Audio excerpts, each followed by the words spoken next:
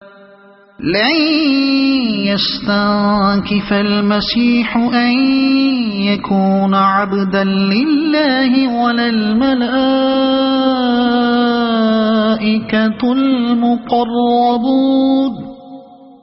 ومن يستنكف عن عبادته ويستكبر فسيحشرهم إليه جميعا فأما الذين آمنوا وعملوا الصالحات فيوفيهم أجورهم ويزيدهم من فضله وأما الذين استنكفوا واستكبروا فيعذبهم عذابا أليما ولا يجدون لهم من دون اللہ ولیا ولا نصیرا۔ مسیح نے کبھی اس بات کو عار نہیں سمجھا کہ وہ اللہ کا ایک بندہ ہو، اور نہ مقرب ترین فرشتے اس کو اپنے لیے عار سمجھتے ہیں۔ اگر کوئی اللہ کی بندگی کو اپنے لیے عار سمجھتا ہے اور تکبر کرتا ہے تو ایک وقت آئے گا جب اللہ سب کو گھیر کر اپنے سامنے حاضر کرے گا۔ اس وقت وہ لوگ جنہوں نے ایمان لا کر نیک طرز عمل اختیار کیا ہے اپنے اجر پورے پورے پائیں گے، اور اللہ اپنے فضل سے ان کو مزید اجر عطا فرمائے گا۔ اور جن لوگوں نے بندگی کو عار سمجھا اور تکبر کیا ہے ان کو اللہ دردناک سزا دے گا، اور اللہ کے سوا جن جن کی سرپرستی و مددگاری پر وہ بھروسہ رکھتے ہیں ان میں سے کسی کو بھی وہ وہاں نہ پائیں گے۔ یا ایھا الناس قد جاءکم برہان من ربکم وانزلنا الیکم نورا مبینا فأما الذين آمنوا بالله واعتصموا به فسيدخلهم في رحمة منه وفضل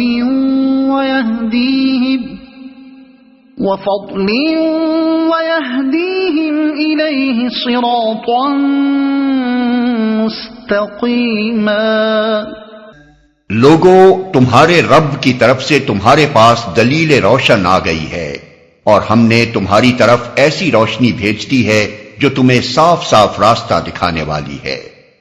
اب جو لوگ اللہ کی بات مان لیں گے اور اس کی پناہ ڈھونڈیں گے ان کو اللہ اپنی رحمت اور اپنے فضل و کرم کے دامن میں لے لے گا اور اپنی طرف آنے کا سیدھا راستہ ان کو دکھا دے گا۔ یستفتونک قل اللہ یفتیکم فی الکلالہ ان امرؤ ہلک لیس له ولد وله اخت فلها نصف ما ترک وهو يرثها ان لم يكن لها ولد فإن كانت اثنتين فلهما الثلثان مما ترك وإن كانوا إخوة رجالا ونساء فللذكر مثل حظ الأنثيين يبين الله لكم أن تضلوا والله بكل شيء عليم۔ لوگ تم سے کلالہ کے معاملے میں فتویٰ پوچھتے ہیں، کہو اللہ تمہیں فتویٰ دیتا ہے، اگر کوئی شخص بے اولاد مر جائے اور اس کی ایک بہن ہو تو وہ اس کے ترکے میں سے نصف پائے گی، اور اگر بہن بے اولاد مرے تو بھائی اس کا وارث ہوگا۔ اگر میت کی وارث دو بہنیں ہوں تو وہ ترکے میں سے 2/3 کی حقدار ہوں گی، اور اگر کئی بھائی بہنیں ہوں تو عورتوں کا اکہرا اور مردوں کا دوہرا حصہ ہوگا۔ اللہ تمہارے لیے احکام کی توضیح کرتا ہے تاکہ تم بھٹکتے نہ پھرو، اور اللہ ہر چیز کا علم رکھتا ہے۔ لوگ، یہ آیت اس سورہ کے نزول سے بہت بعد نازل ہوئی ہے۔ بعض روایات سے تو یہاں تک معلوم ہوتا ہے کہ یہ قرآن کی سب سے آخری آیت ہے۔ یہ بیان اگر صحیح نہ بھی ہو تب بھی کم از کم اتنا تو ثابت ہے کہ یہ آیت 9 ہجری میں نازل ہوئی اور سورہ نساء اس سے بہت پہلے ایک مکمل سورہ کی حیثیت سے پڑھی جا رہی تھی۔